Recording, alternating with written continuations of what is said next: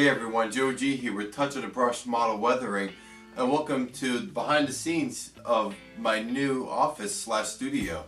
As many people know, I finally moved into my new place and I want to show off the new studio that I have here. I'm really proud of it and I take a lot of pride in the work I do. Therefore, I really want a really nice space that's comfortable, it's breathing room, and it's just relaxing because you can't be stressed in doing artwork. We all know that. And we come to do this stuff where it's fun and it's a hobby. And my hobby turned into a business which started back in August 2018. So I need a place where it's nice and stress-free, and it's to get away from the real world and have fun working on these models for these clients. And yeah, it's just a fun place to be. I really love walking up the stairs and coming here and going to work, you know, and it's not really work. I enjoy it, and I would like to eventually start on my own collection, but I love doing these things for all the clients and friends that I have. And if you're looking to do any work, I am of service, and I will have my email address in the description. But first, let's give you a tour of my studio. So the studio is upstairs across the hallway from the train room, and it's in the storage room, which is technically like a walk-in closet, but I turned it into my studio. So it is also where I have some storage stuff, and as of right now it's not set up because I just moved here. Here's my drum set. So when I do my real career, that is performing and on tour and doing old studio work and stuff like that, I have a place to practice, and it's nice and relaxed here. It's, you know, a lot of breathing room, like I said. So we'll give a little tour here of the room. And first and foremost, I do have a really awesome calendar. My brother got this for me for Christmas, so I actually use it. And yeah, it's interesting. Let's put it in the least. So here is my makeshift temporary paint booth, and I'm planning on getting one very, very soon. But right now, this is what I am using until that paint booth arrives. And here is a drawer set with a bunch of tools for the train layout and some tools that I use, like X-Acto knives. There's filing. So this is overall for my own layout and for my own kits and models, as well as for the clients. In here, down here, is my airbrush and compressor. And this way, we always need a garbage pail and have a bag in there. So I'll probably go through a bag every week or so. Let's see here. This book here has all the clients' information, the pricing, the invoices, all in this book right here. And also my materials and what I spend. I do keep all my receipts. I do taxes for a living as well. So I like to keep track of all my finances in this book as well. Let's see here. We have my business cards, and I keep them out in case anybody wants to come and visit and they want to see it, what I do. I could always hand them a business card. And we go to where all the magic happens. This is all my paint brushes. I probably used these brushes at least once, maybe except some of the foam. But other than that, for the sponges, I've probably used just about every single brush that is here. And we have some spray paints which I use for the train layout. I do have a few other cans which I need to put out still. I like to have everything out. These are all the acrylic paints. I have acrylics, I have oil base, I have paint thinner, I have the liquid glue for the plastics in case something breaks, or again for my own sake, for my own layout, or something, because sometimes you're working with little things. Sometimes it bends, and sometimes it'll fall off. It's, you know, they're models, and glue it right back. And sometimes there's a client where you know, he has something already broken already, which is right on top of there. There's a little handrail on top. I don't know if you can see it right there.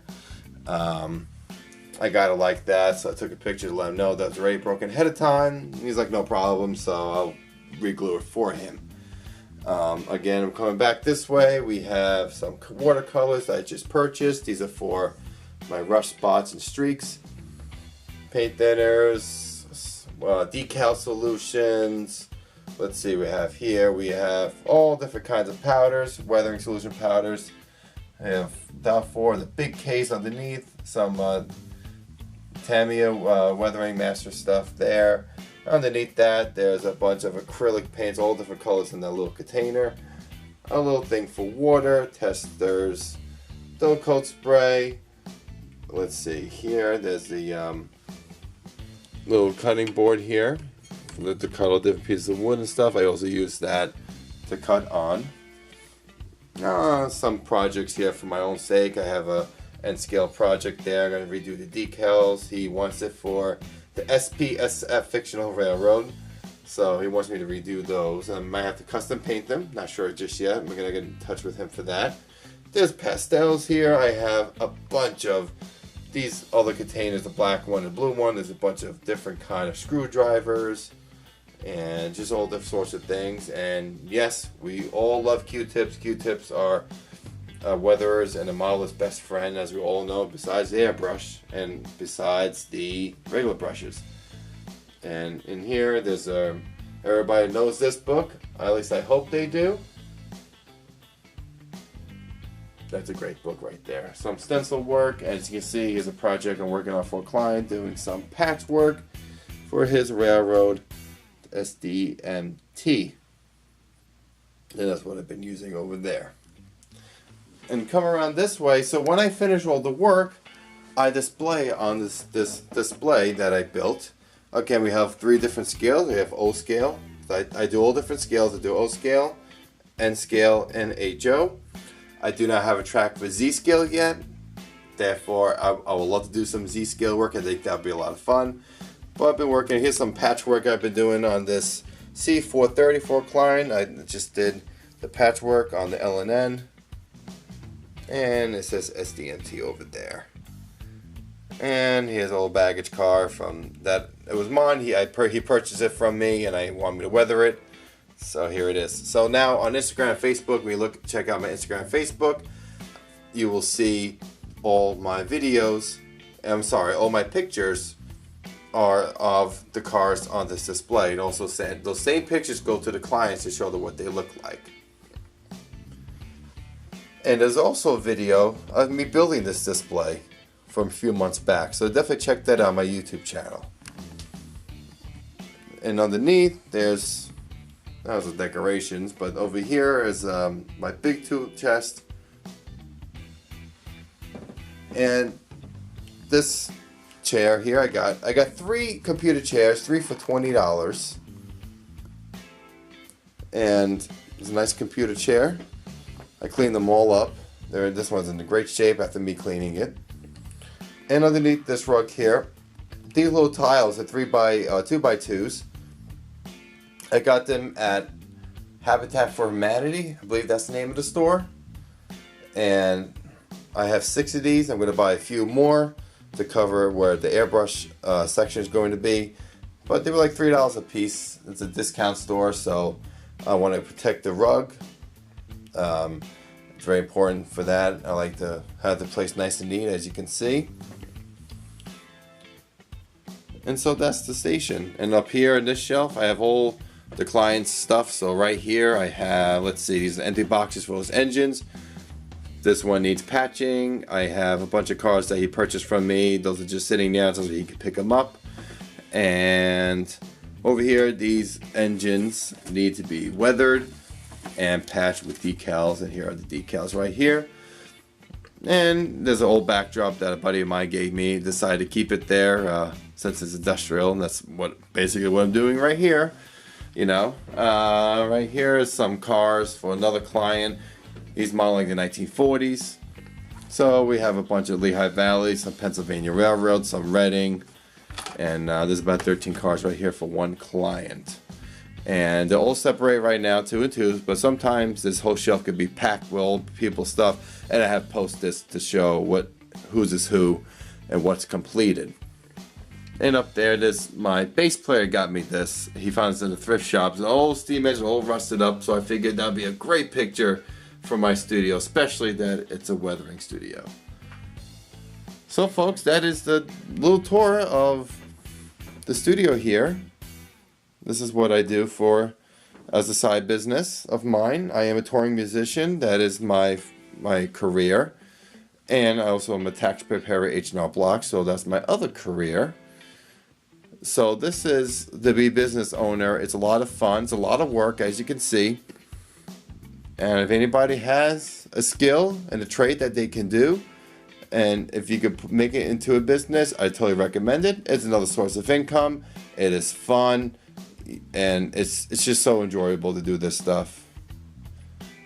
So thank you. Here's the tour of the studio. Oh, and I forgot, I also have my hair dryer. Hair dryer is not for my hair. This is for just to dry stuff that goes a little quicker. Forgot to show you that. So I hope you enjoyed the little tour of my studio here. If anybody wants any service done, I am more than happy to help everybody out. I do all scales, buildings, obviously locomotives, freight cars, automobiles, anything you like. Just let me know. My email is going to be in the description. Also, my links for Instagram and Facebook are also in the description itself. And if any feedback, please in the comments below. You know, we can share. We're all in this hobby together. We share ideas, especially weathering ideas and modeling ideas. And if anybody new here, you know, if you want to subscribe, feel free to subscribe. And look for other videos on my weathering, how-to stuff, and also on the train layout to Hudson, New England. So I hope everybody enjoyed this. You guys take care. Thank you so much. Have a great day.